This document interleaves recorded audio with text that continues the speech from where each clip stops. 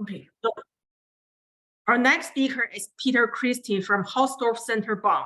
His topic is approaching string geometry through loop spaces. Let's welcome the speaker. Thank you. So first of all, of course, thank you for organizing this nice workshop. The theme is really fits really well with what I'm thinking about, so that's really wonderful. And then thank you for inviting me. It's a pleasure to be able to share this with you. So like I said, like the title says, it will be approaching string geometry through loop spaces. So let's start with some background and some motivation for what's going on here.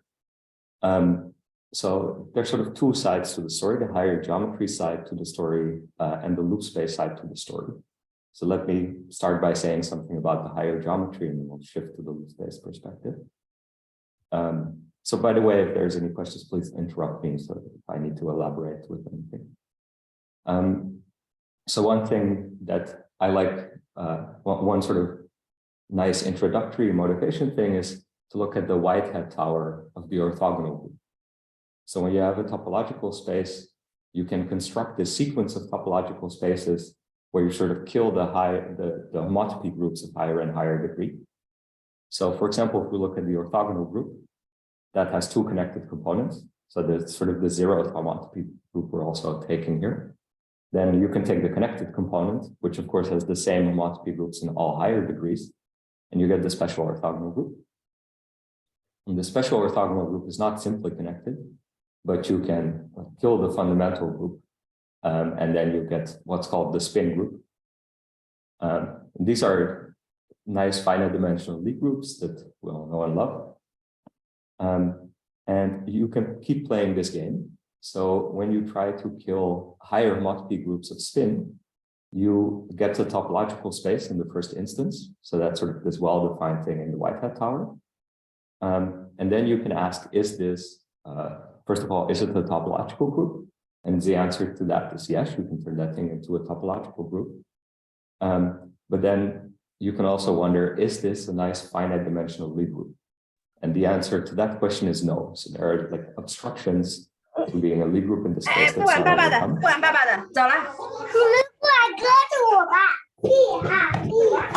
Sorry, what's that? And so you don't get a nice finite dimensional Lie group, but you get something that we would like to study. So the question is, what is this? Do we have nice models? And in general, there are lots of nice models for the string group, and most of them are of higher geometrical nature. So that's sort of where it comes into play from this point of view, just from studying these groups. Okay, and I will say something about this name, the string group, later, because at this point it's not clear at all why that should be called like that. Okay. And now let's try to motivate the loop space side of the story a little bit. So why do we care about them? Well, one reason would be that you're interested in string theory, and their loop spaces sort of play a natural role, like we saw in Konrad Waldorf's talk. If you have a manifold, then the loop space of that manifold is sort of the configuration space for strings moving in that manifold. Another reason is if you're interested in infinite dimensional geometry, which is one of my personal interests, is that loop spaces give like nice tractable infinite dimensional manifolds. So that would be another good reason to look at these. And then as a sort of the theme of the workshop, actually, they're related to higher geometry through this transgression regression story that we've seen before. So I'll say a little bit more about that in a second as well.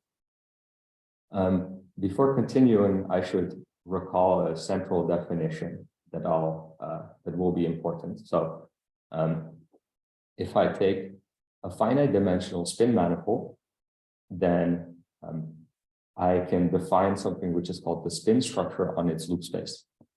So how do we do this? Well, we take the spin frame bundle. That's essentially the spin structure. That's part of this data, that it's a spin manifold. You take the loop space of that. So whenever I take a loop space, I'll just put an L in front of the thing that I'm taking a loop space of. that's a principal bundle for the loop group of spin. So you have the spin group, then you consider the space of loops in that group, and that again becomes a group with the pointwise product. So this is a principal bundle for that loop group, and it's a principal bundle over the loop space. Now, this loop group of spin has a central extension, universal central extension, and the spin structure on the loop space is a lift like this.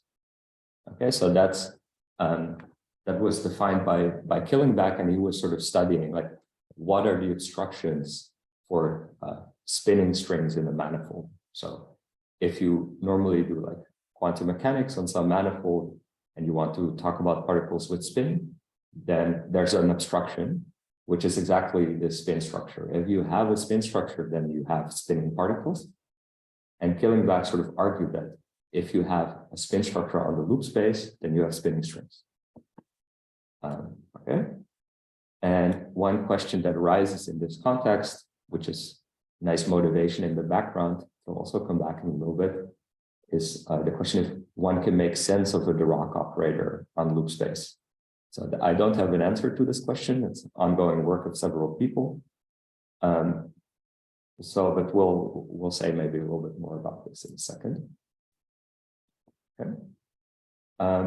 Now let's go back to the transgression regression story. So let's see this connection between loop spaces and higher geometry again. So let's take a finite dimensional manifold. And then transgression, sort of in broad terms, is something that takes certain data on the manifold and it turns it into data on the loop space of that manifold. And regression is the inverse. Of course, it's like from the general perspective, it's not clear that that exists, and it's not clear what transgression is. This is sort of something that you have to construct on a case-by-case basis. But we have many, many, many examples of transgression. So let me give a couple. If you now take, say, an N-form on the manifold or a class in the round cohomology, then you can transgress it by doing the following thing. So here I should probably add some notation to define what's on the right-hand side here. So this EV is a map from the circle times the loop space to the manifold M. So it's just the evaluation map. So what I do is I evaluate my loop in the point S1, that's a map like this. Then I can take my N form, pull it back along this map. So I get a form on S1 times LM. And then I integrate along S1. And because I integrate along a one-dimensional space, I get an N-1 form. So this is sort of a prototypical example of what transgression is. Let's give a couple more examples. Let's clear this so we can. Okay, so another important object are U1 bundles. So I'll sort of talk about U1 bundles and line bundles interchangeably. And if you have a U1 bundle with connection still on this manifold M, what you can do is take the holonomy. So what that means is that if I have a loop in the manifold, then I can sort of start at some point, go around this loop, and do parallel transport. And that gives me an element of U1 because it will be a transformation of the fiber. So to every loop, I assign an element of U1 in this way. So I get a map on the loop space into U1. And this will be a fusion map. So let me say a little bit about what I mean by a fusion map. So it satisfies a nice property, namely, if I have loops that sit together, like in this picture, I have one loop in the middle here, I have another loop here, sorry, one loop on the left, one loop on the right, and one loop in the middle. Those are 3 points of the loop space. And the map that I get from this satisfies the condition that if I take if I evaluate it on the loop on the left, evaluate it on the loop on the right, and then multiply the results, then I get the value on the big loop. So this holonomy doesn't give you all maps, it just gives you maps that satisfy this property. And that's because it comes from a connection. So this first map is parallel transport along this loop. The second map is parallel transport along this loop. And the big map is parallel transport along the big loop. But that's the same as first going here, and then going back up. So that's the product of the maps. Okay, and this fusion products is something that we'll see again and again. It's a very important property of the image of transgression. Okay. So if we go sort of one categorical degree up, so we started with U1 bundles, now let's go to U1 bundle jerks with connection. It's 1 degree higher. Then we saw that you can also take the holonomy of this thing, which, okay, let me not give that in detail, we've said that before. Then what you get is a U1 bundle on the loop space with a connection and the fusion product. So we see again that it decreases the categorical degree by 1. So that's a general thing that transgression also does.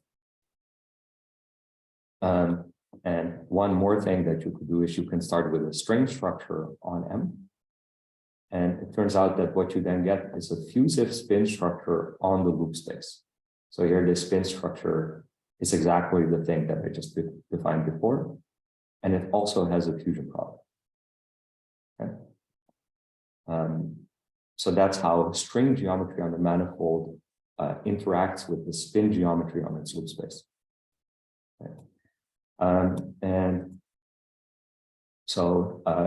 And actually this central extension of the loop group of spin, it also arises from transgression.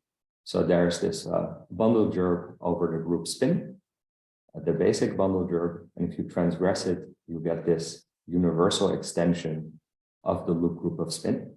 So this also has a fusion product. Again, let me say what that fusion product, what it looks like. So it's the same story as before. I have a loop gamma 1 and the loop gamma 2.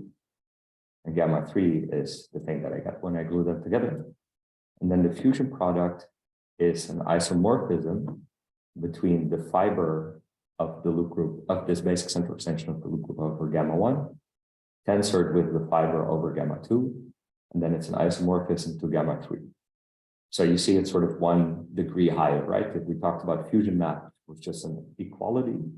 But because we're now talking about lines and not elements of U1, there's an isomorphism here.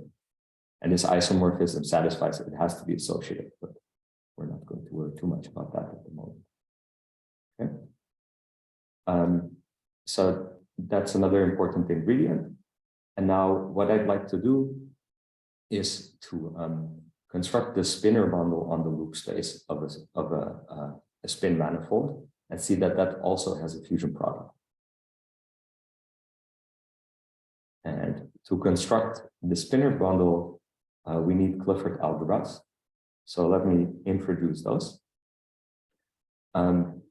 So the background of this is an old story that Dirac wanted to find the square root of the Laplacian. So the Laplacian is the sum of the partial derivatives, the squares of the partial derivatives.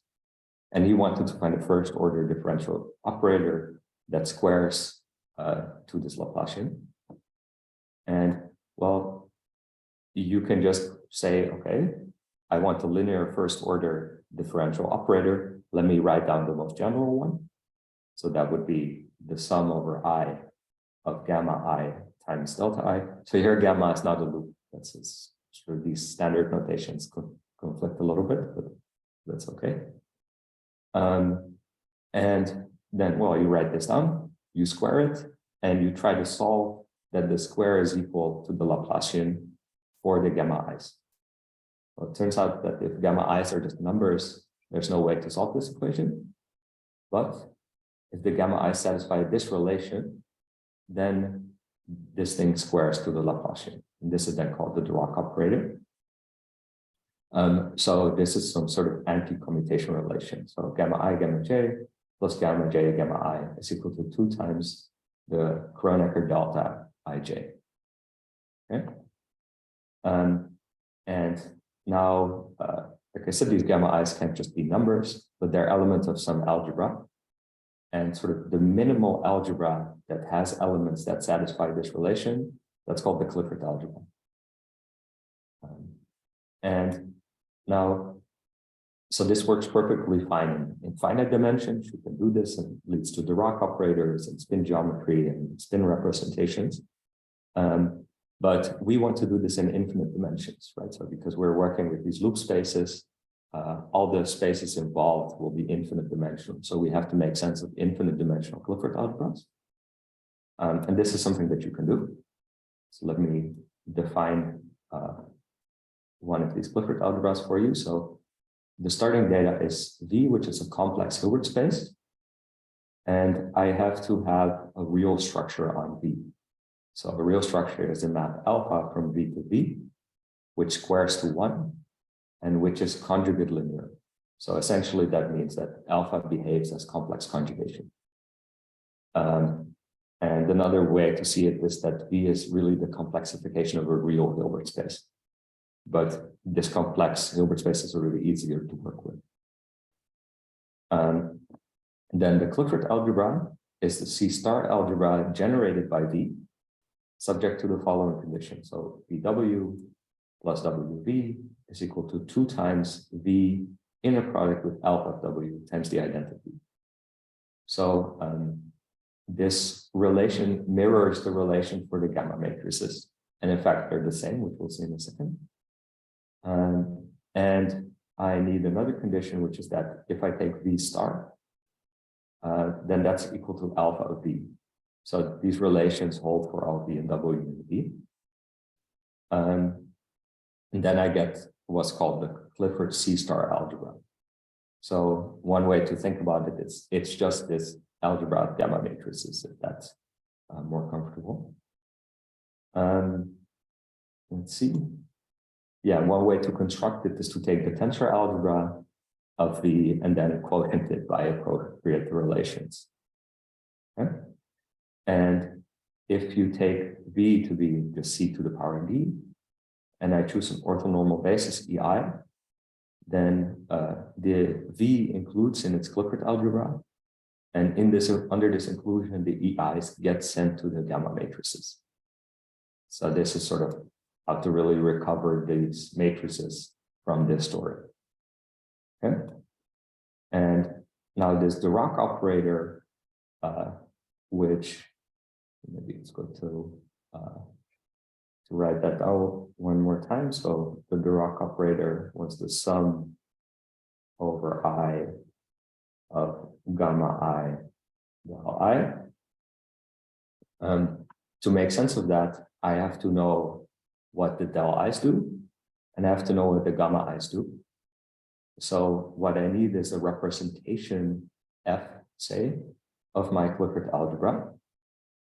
And then I know what the gamma i's do, and then I take functions with values in that representation, and then I also know what the derivatives do.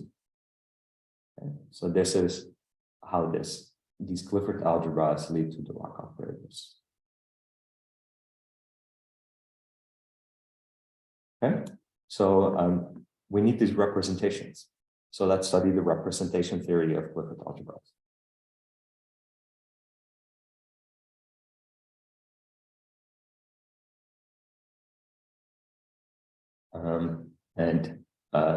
There's a nicely controlled way to construct these representations, which is called the Fock representation. And to construct a representation like that of the Clifford algebra, what I do is I take a Lagrangian subspace, L in V.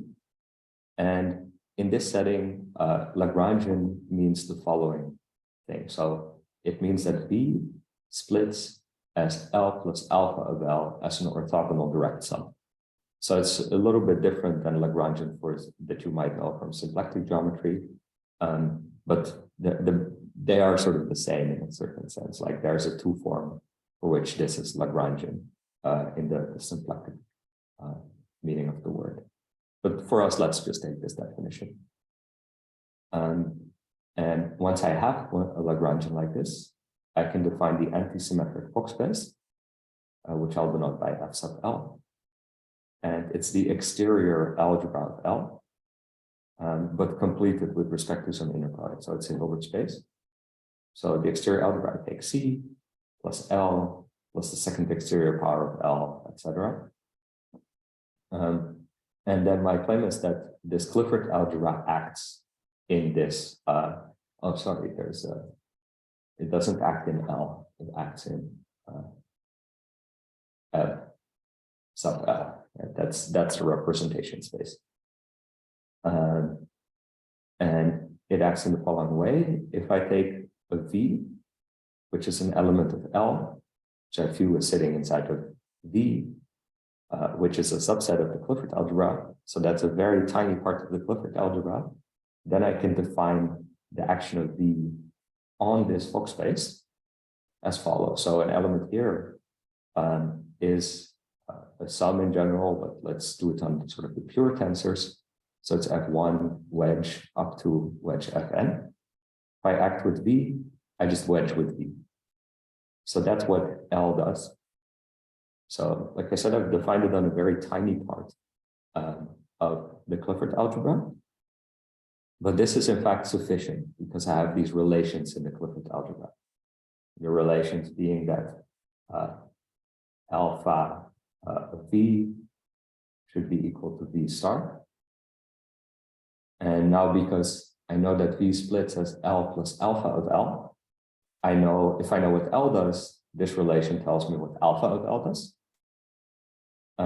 And the other relation is this commutation relation. So VW plus WV is equal to 2 times the inner product of V comma alpha of W times the identity. So these relations will be sufficient to sort of determine what this action does on the entire Clifford algebra. There's some consistency checks that you need to do, but this in fact will work. Okay. So this is enough to define the representation, which is now a map from the Clifford algebra to the bounded linear operators on this Hilbert space. And it's an algebra homomorphism. So it's a product in the Clifford algebra to composition of operators. And it's a star homomorphism. So it sends the star in the Clifford algebra to the adjoint in the bounded operators. So I encourage you to think of this star as just taking the adjoint of an operator. And now I want to apply this setup to this situation where we have loops. Okay? So let's do that next.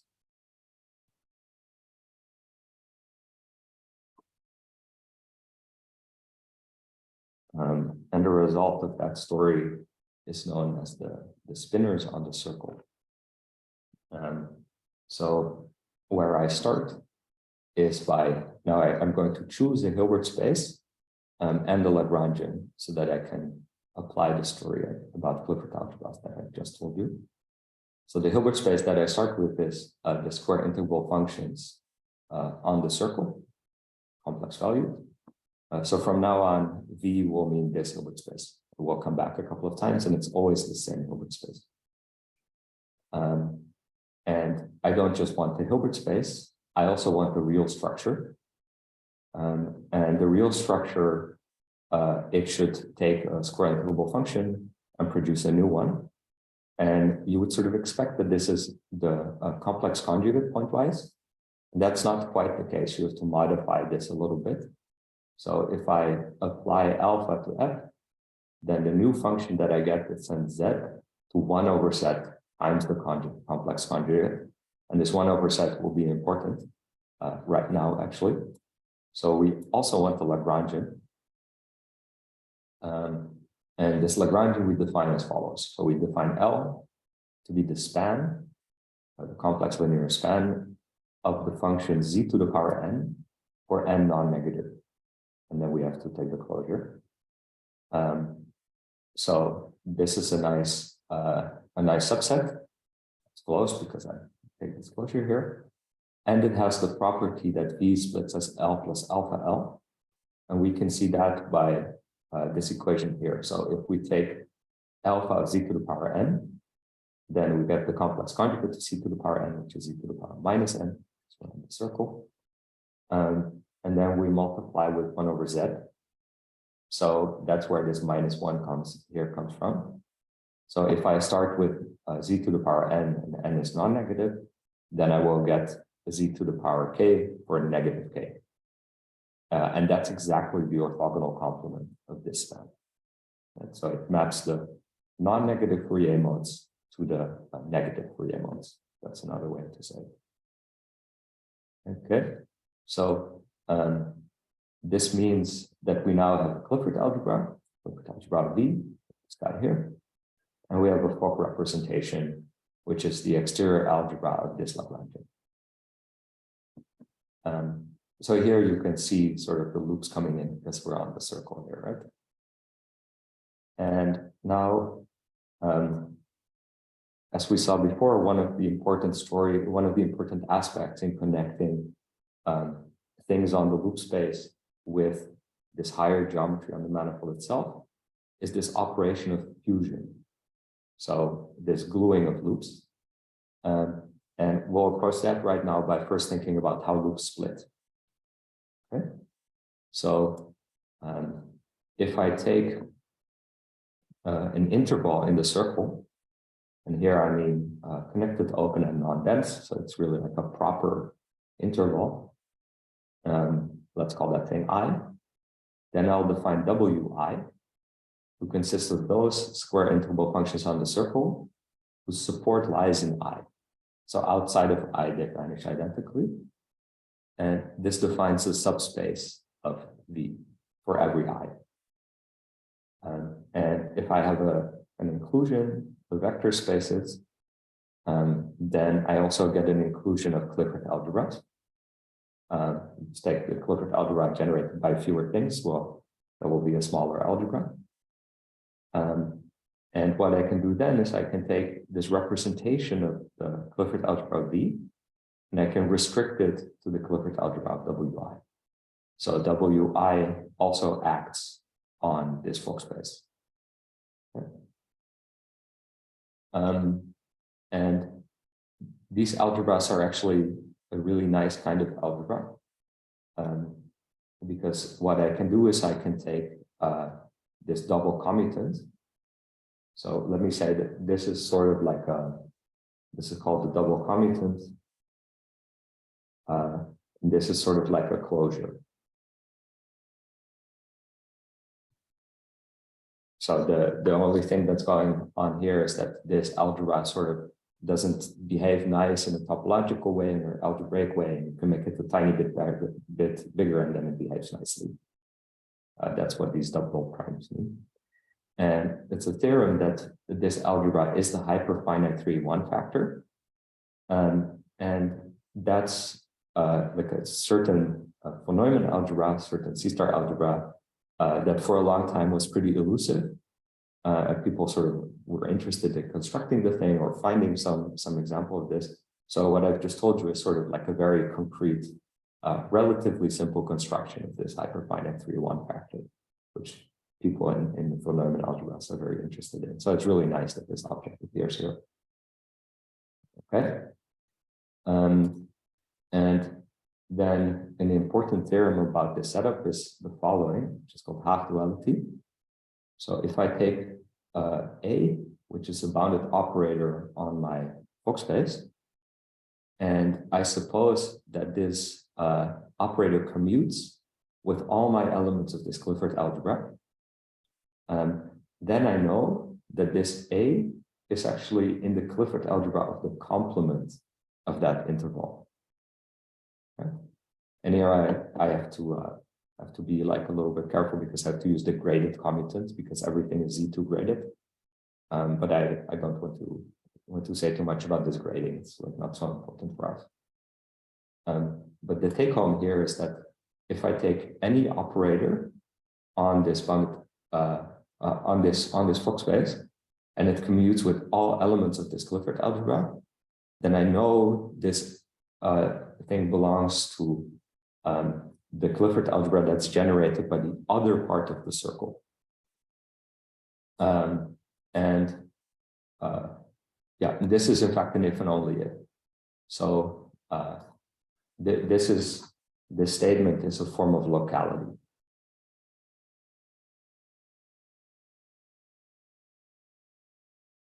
It's a very strong form of locality. It says that sort of things that are supported on one part of the interval commutes with things supported on the other part. One part of the circle commutes with things of the other part of the circle. And in physics, that commuting is sort of means that those things don't see each other. Okay.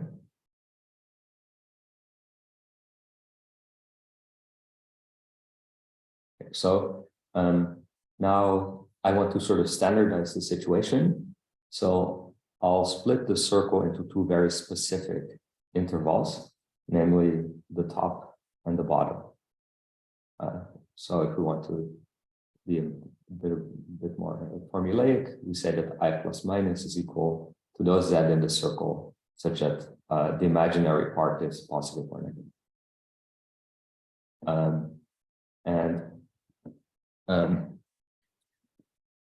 What I can do now is I can identify the Clifford algebra for the top part with the Clifford algebra of the bottom part by flipping the circle. So there's a map from things that are supported in the top part to things that are supported in the bottom part, which is just flip the circle.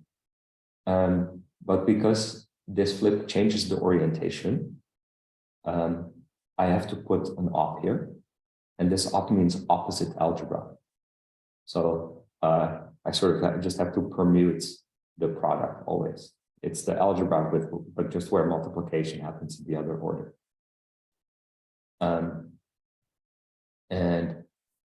What I can do then is, okay, let me introduce some notation. So I'll write A for the Clifford algebra of Wi plus. And this FL, well, we know that A acts from the left. So it's a left A module. And if I take the opposite algebra, then it will act from the right. But I have this opposite algebra, so it's a left module for this as well. But then I turn it into a right module for A because of this opposite. And because of this half duality, this locality that I mentioned before, these two actions commute. So that means that I get an AA bimodule, where we think of these things as acting from the left, and then these things as acting from the right. So there's some sort of sneaky identifications going on, but I just want to standardize everything. That's why it's an AA bimodule instead of a A plus A minus bimodule. And whenever I have a bimodule, so I have a vector space with an algebra acting from the left and an algebra acting from the right, what I can try to do is I can take the balanced tensor product.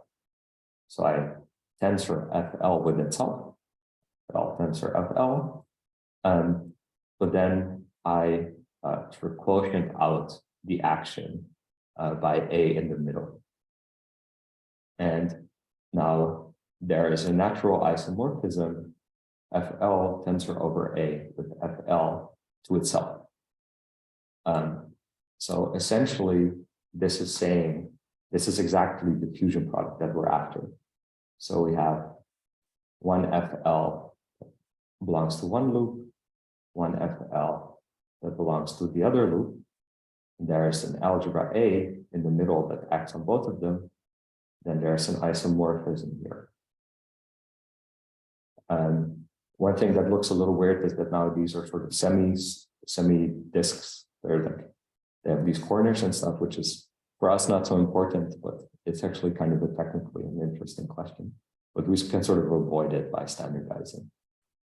Okay, so the way to interpret this theorem is just saying that I can basically glue together these representations. exactly following this fusion procedure.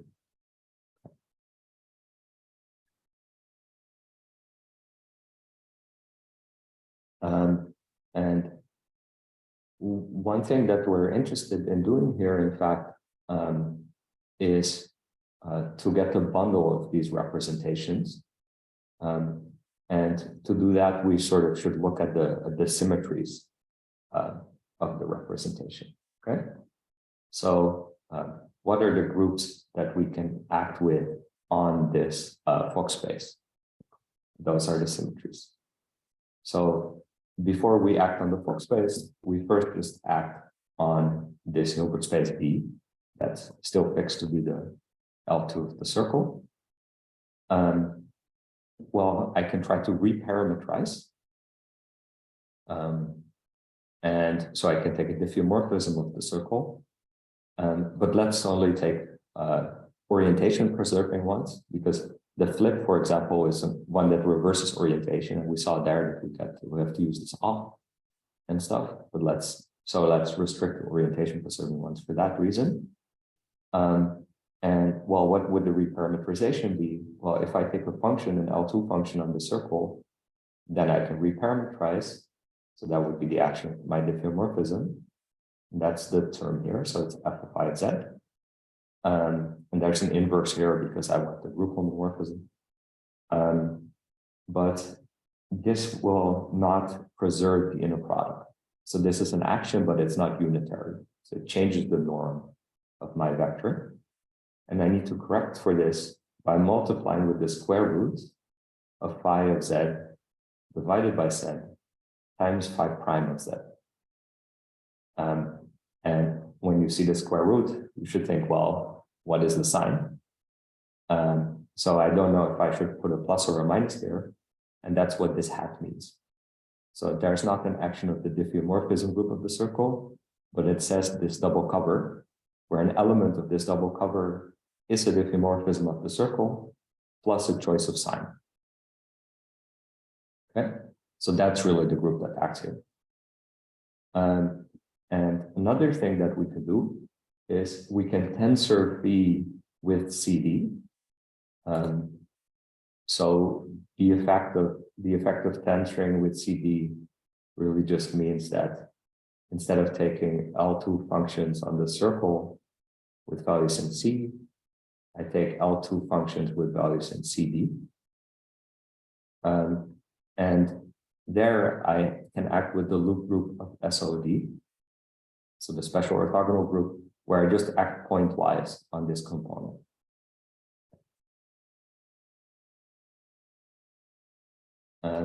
And these actions are chosen in such a way that they are orthogonal. So that means that they're unitary, they preserve the inner product, and they commute with the real structure. So that's why here we have to use LSOD and not LSUD. And because they are orthogonal, what we get is that, in fact, this action extends to the Clifford algebra. So diff plus S1 doesn't just act on B, it acts on the Clifford algebra. And LSO, the same story, it doesn't just act on the Clifford on B tensor CD, but it acts on the Clifford algebra as well. But really, we were interested in actions on this Fock space, not just on the Clifford algebra. And so what we can try to do is get that action, and it turns out that that action is only projective. So that means that the action of an element of one of these groups on the Fock space is determined up to a phase. And there's some compatibility with the action on the Clifford algebra. So what I want is that if I take G in one of these groups and I act on A dot B, then that should be the same as acting with G on A, and then acting with that on G of B.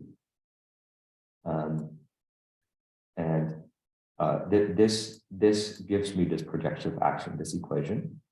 And you can see that if I change the action of G by lambda in U1, say, then this equation is still true. So that's why it's projective. You really don't know what this space is. And it turns out that if I take in general an orthogonal operator on V, then it might not be possible to find an action of that G on the Fock space so that this equation is satisfied. So in fact, we have to look at a subgroup, which is O sub L of V. So this is also called the restricted orthogonal group.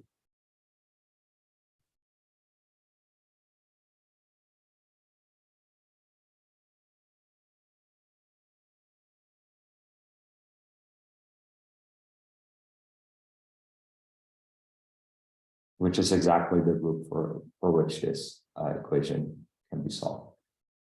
So this projective transformation exists. So of course, this is, I should quotient by C times, not all of C.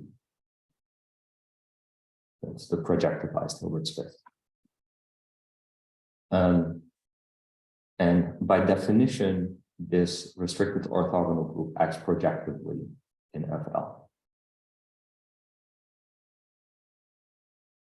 And when I have a projective representation of a group in some vector space, I can say, well, instead of just acting projectively, I sort of try to lift this action.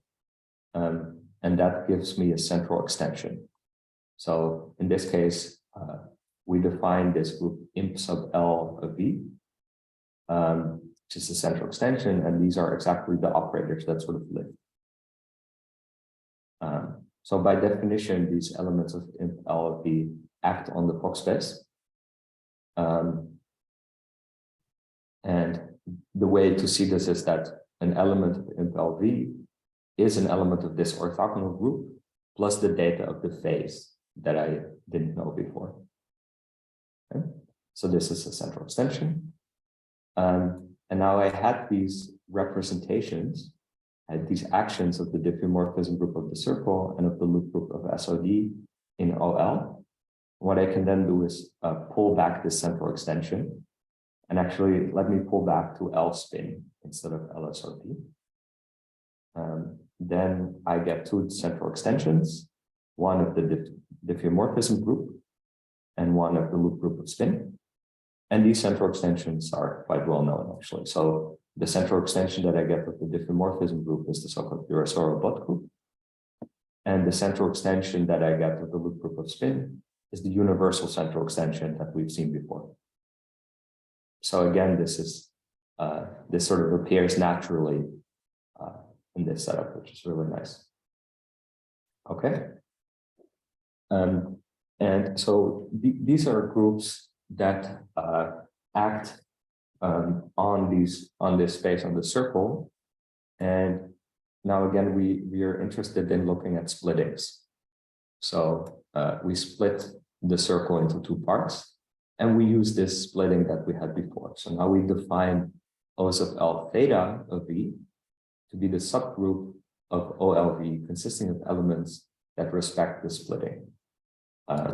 So here, let me recall that VI plus minus consists of those functions in L2 of S1, and now actually I'll use CD, such that the support of F is contained in I plus minus. So from now on, V will mean L2 of S1 CD. Sorry, it's not completely consistent, but that's the thing we're using from now on. And before this was WI plus minus, but now I've changed to VI plus minus. And my apologies for the inconsistencies there. Anyway, this group consists of those things that respect the splitting. So an element here, it's a map from V to V that sends VI plus to VI plus and VI minus to VI minus. Okay. And now on this group, I can actually also already see some sort of fusion product. So what I want to construct is a map mu so that the following diagram commutes. Okay, so let's say what the bottom arrow is, in fact. So when I have an element here, in fact, how I can see that is an element G plus, say, that sends Vi plus to Vi plus, and an element G minus that sends Vi minus to Vi minus. And here I have, say, H plus, something that sends Vi plus to Vi plus, and H minus, something that sends Vi minus to Vi minus. And then I don't allow all of these combinations, but I have this theta here, which means that I only consider elements such that G minus is equal to flip, composed with H plus, composed with flip. So because of this standardizing that I've done, I sort of have to flip it around. But it basically means the way to read this is that elements here are pairs of operators that sort of agree on the middle. And then the map here, what I do is I just forget this middle factor. So this is G plus, comma, H minus. Which is, again, if you look at this picture of the circle that we use constantly, it's like I have two loops and I forget the middle path. Okay, and now what I'm looking for is a lift of this map. So in some sense, this is a fusion product, but here the loops are not so explicit, or they're like you can't really phrase this in terms of loops, so it's not quite a fusion product, but you should think of it as one. Then the question is, can we find a lift like this? And the answer is yes. And in fact, it is characterized by the following diagram. So let's think what I have. I have a U1 and a U2. These are both implementers, and they live over appropriate elements here. And what I want to do is I want to produce a new implementer, so a new operator from FL to FL, which I'll call mu of U1, comma U2. So the first thing that I do is I start in FL. I use the inverse of this sort of standard fusion product to get into FL tensor over A with FL. Then I use U1 on the first factor, U2 on the second factor to end in FL tensor FL, and then I go back up. So that composition is the new operator. Okay, that defines the mu. Okay.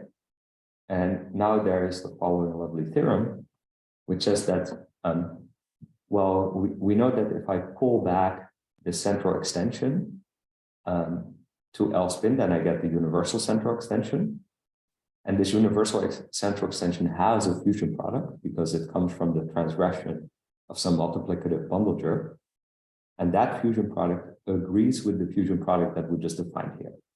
So this is like a totally independent operator algebraic or algebraic way of defining that fusion product, which is, it's really nice that these things agree. And in fact, we'll use that in our construction.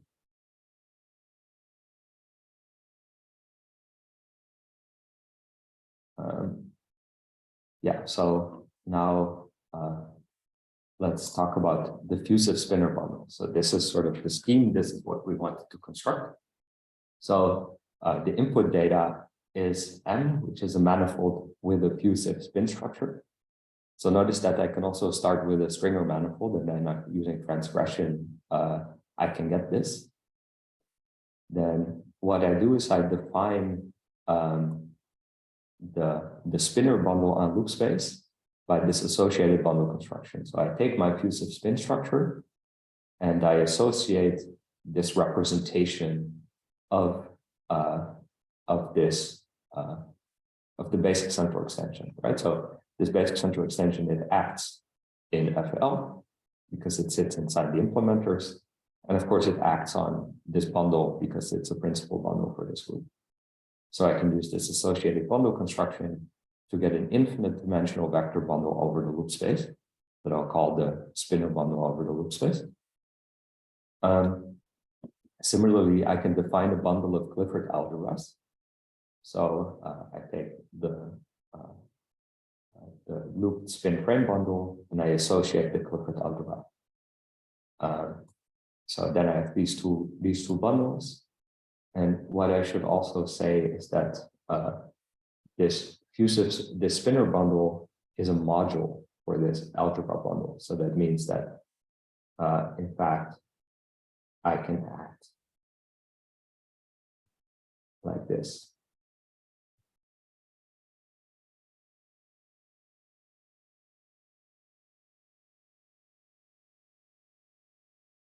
So if I take an element in this bundle, and I take an element of this bundle, and they sit over the same loop, then I can act with the element of the Clifford algebra on this thing. So there's this action. And now, in fact, this spinor bundle on the loop space also has a fusion product, which we'll define as follows. So I'll take two loops, gamma 1 and gamma 2. And let me also write down the paths in this case of beta 1, beta 2, and beta 3. And then what I'd like to do is I'd like to take the fiber over gamma 1, the fiber over gamma 2, and tensor those together, and then somehow retrieve the fiber over gamma 3. And so that's what I wrote down here. And then you have to tensor over the Clifford algebra that's supported just on this beta 2, right? So this is sort of the analog of this this A that we had before. Okay, and what I'd like to do is construct this map mu gamma 1, gamma 2. And the way we do this is, well, we just pick trivializations, mu1 and mu2. That gets us into FL tensored over A with FL. And here we use the fusion product that we had before. And then we go back with another trivialization. But of course, I can always do this. I can always just pick trivializations and write down this diagram. But then this map mu will be extremely poorly behaved, right? Like I have to pick a trivialization for every loop, and this is going to be non-canonical and extremely ugly. But there's a more clever way to do this. So what I should do is I should start by just picking nu1 and nu2. And from those, I construct nu3. And if I do it in that way, then there will be a certain compatibility between these trivializations that make sure that this diagram does not depend on any of the choices. And we can do that using the fusion product on this spin structure on the loop space. So this guarantees, we use this fusion product to construct this, which guarantees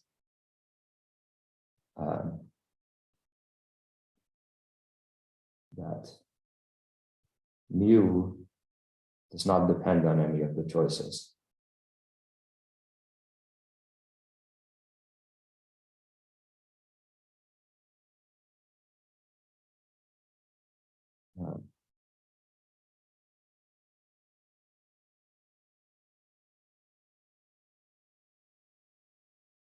Okay. So that's how we constructed this fusion product on the spinor bundle on loop space. And you see that here, we don't just use this loop spin structure that Killing in fact defined, but we also use the fusion product that you get from transgression of the spring structure. Okay. So let me end with some nice open questions. So, well, open for now. We actually know answers to these questions. So the first one is, well, now we have this fusive spinor bundle on the loop space. And this transgression regression machinery tells us that it should come from something on the manifold. And that's something we should call a stringer bundle. So that's something that lives 1 degree higher, 1 categorical degree higher, but lives over M. So the fusive spinor bundle, that's a vector bundle. So there should be somehow a categorification of a vector bundle. And well, like I said, if you start with a string structure, then you can get one of these fusive spin structures on the loop face, which is what we use to define the fusive spinor bundle. And then the natural question is, can I sort of avoid going to the loop space first? So the question is, can I directly construct this stringer bundle from the first question from this string structure without going to the loop space? I think that's a sum. So thank you for your attention. Okay, let's thank the speaker. Any questions for Peter?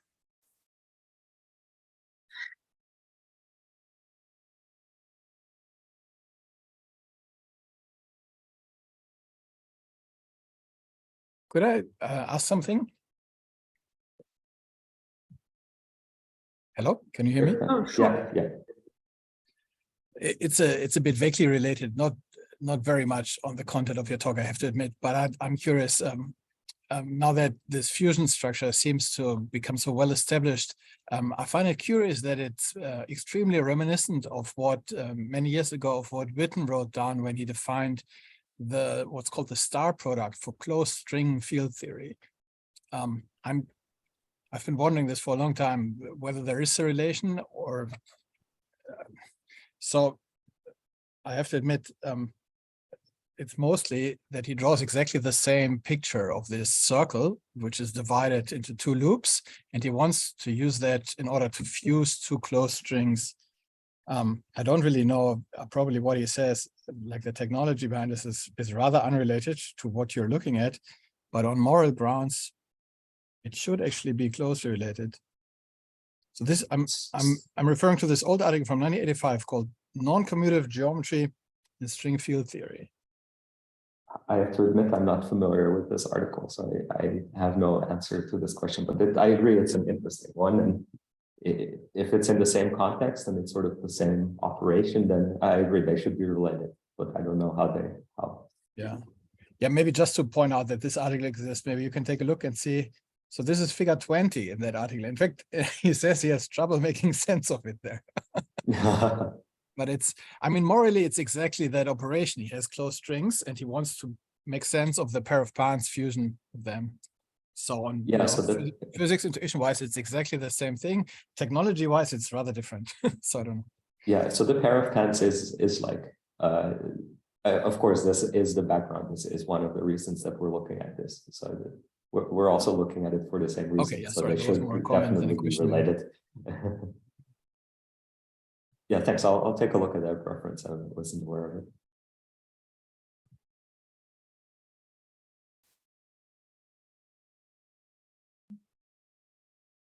Any other questions?